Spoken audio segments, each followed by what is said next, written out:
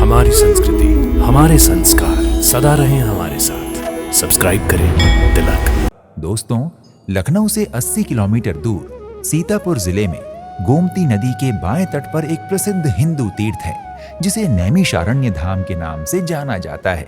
मान्यता है कि मानव जाति की उत्पत्ति नैमिष की पवित्र भूमि पर ही हुई थी। मार्कंडेय पुराण में 88,000 ऋषियों की तपस्थली के रूप में अनेक बार इस तीर्थ का वर्णन मिलता है। कुछ पुराणों के अनुसार नैमिषारण्य में आज भी कुछ गुप्त स्थानों पर अनेक ऋषियों का स्वाध्याय तथा अनुष्ठान चलता रहता है। स्कंद महापुराण में सत्यनारायण भगवान की कथा मिलती है, जो कि प्रथम ही आता है। एकदा नैमिषारण्ये ऋषयः शौनकादयः प्रपच्छुर्मुनयः सर्वे सूतम पौराणिकम खलु। आज भी यहाँ पर आने वाले भक्त, ऋषिजन, संत महात्मा जन, श्रद्धालु जन आते हैं, अपना शोध करते हैं, साधना करते हैं, तपस्या करते हैं। आज तपस्या आदि में रथ देखे भी जाते हैं। लोमहर्षण के पुत्र सौती उग्रश्रवा ने इसी स्थान पर ऋषियों को पौराणिक कथाएं सुनाई थीं और इसी स्थान पर महर्षि वेद व्यास आश्रम अर्थात व्यास गद्दी स्थित है।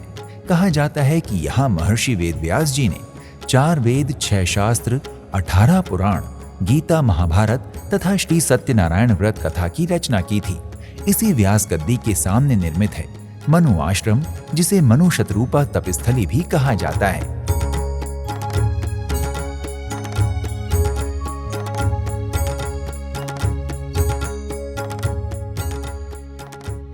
मान्यता है कि मनु शतरूपा ने इसी पवित्र स्थान पर 23,000 वर्षों तक तपस्या करके मानव जीवन का आरंभ किया था।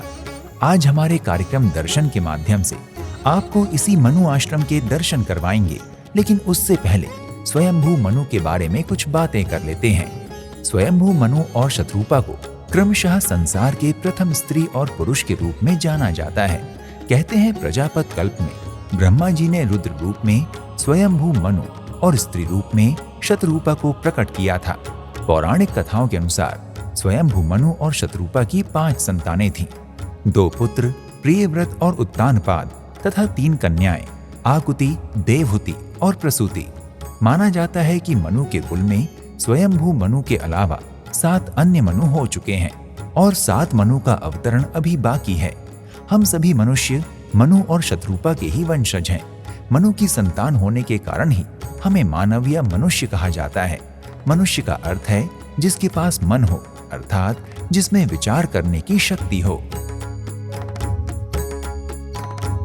मनु शतरूपा तपस्थली परिसर में प्रवेश करते ही बाईं ओर गजानन गणपति जी विराजमान दिखाई देते हैं तथा दाएं हाथ की ओर ब्रह्मा, विष्णु और महेश के दर्शन होते हैं। यहाँ इन तीनों त्रिदेवों की खड़ी मुद्रा में चतुर्भुज प्रतिमाएं स्थापित हैं।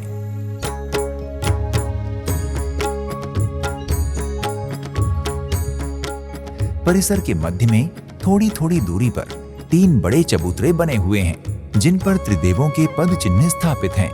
आध्यात्म तथा विज्ञान को परस्पर पूरक बताते हुए इस स्थान पर ब्रह्मदेव के चरण चिन्ह अर्थात ब्रह्म पद को इलेक्ट्रॉन की, विष्णु पद को प्रोटॉन की तथा शिव पद को न्यूट्रॉन की संज्ञा दी गई है।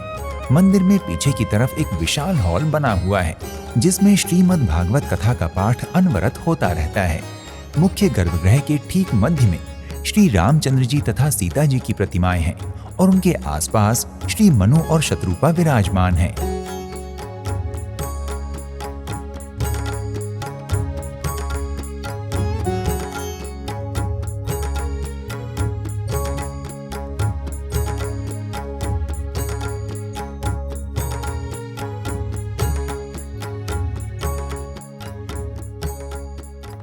गर्भगृह के बाहर बजरंगबली की विशाल प्रतिमा है।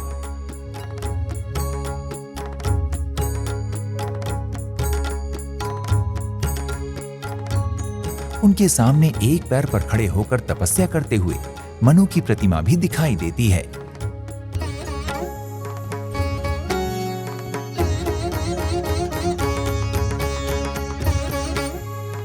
श्री रामचरितमानस में गोस्वामी तुलसीदास जी ने लिखा है कि रानी शतरूपा तथा राजा मनु राजपाठ अपने पुत्रों को सौंपकर नैमिषारण्य तीर्थ पर आकर भगवान वासुदेव की तपस्या करने लगे थे।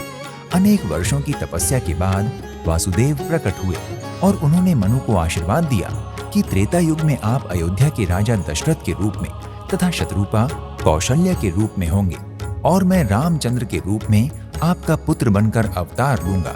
मान्यता है कि अयोध्या और नैमिषारण्य पृथक नहीं है बल्कि एक ही हैं।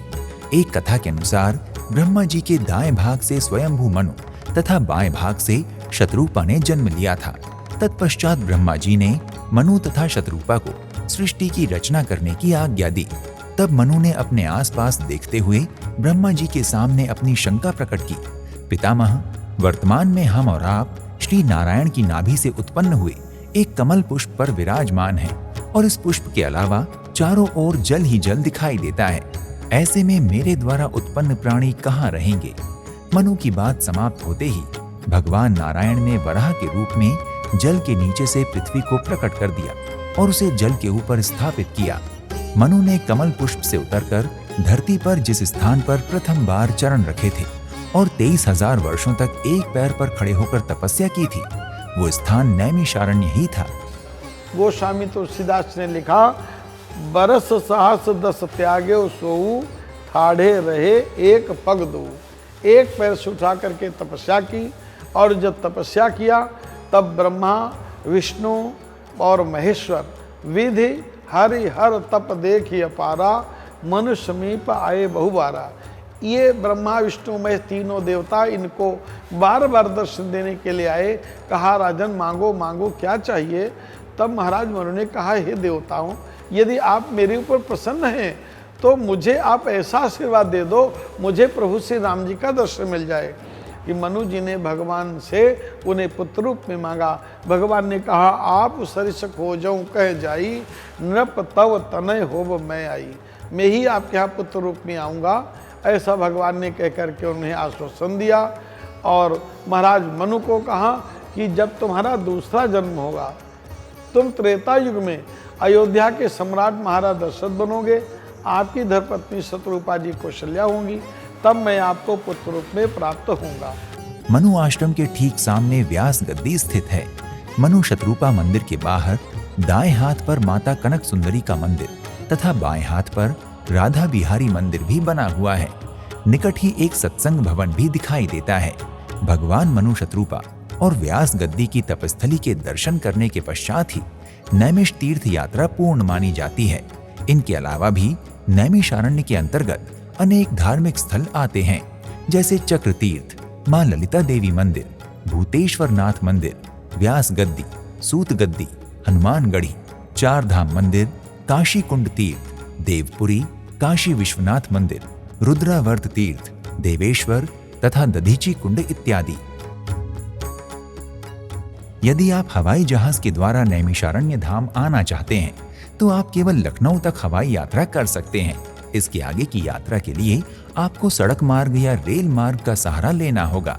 लखनऊ से नैमिषारण्य 110 किलोमीटर दूर है। नैमिषारण्य आने के लिए रेलवे भी एक अच्छा विकल्प है। आप लखनऊ से सीतापुर तक ट्रेन के द्वारा आ सकते हैं। सीतापुर से नैमिषारण्य की 25 किलोमीटर की दूरी आप सड़क मार्ग से तय कर सकते हैं। इसके अलावा उत्तर प्रदेश के लगभग सभी शहरों से नैमिषारण्य के लिए बस सेवाएं उपलब्ध हैं। आप निजी वाहन से भी नैमिषारण्य आ सकते हैं। दोस्तों, आज आपने हमारे साथ हमारी मानव प्रजाति के उद्गम स्थल के दर्शन किए। हमारी सलाह है कि आप यहाँ व्यक्तिगत रूप से भी अवश्य पधारें। इस स्थान पर आकर मन स्वतः ही ईश्वर से जुड़ जाता है और हृदय को अद्भुत आध्यात्मिक शांति का आभास होता है। भारत देश के ऐसे ही अनेक मंदिरों के दर्शन करने तथा उनसे संबंधित जानकारियां प्राप्त करने के लिए कृपया हमारे चैनल को सब्सक्राइब करें। शीघ्र ही आपसे एक अन्य धार्मिक स्थल की यात्रा पर फिर से भेंट होगी। प्रणाम। इति शुभम।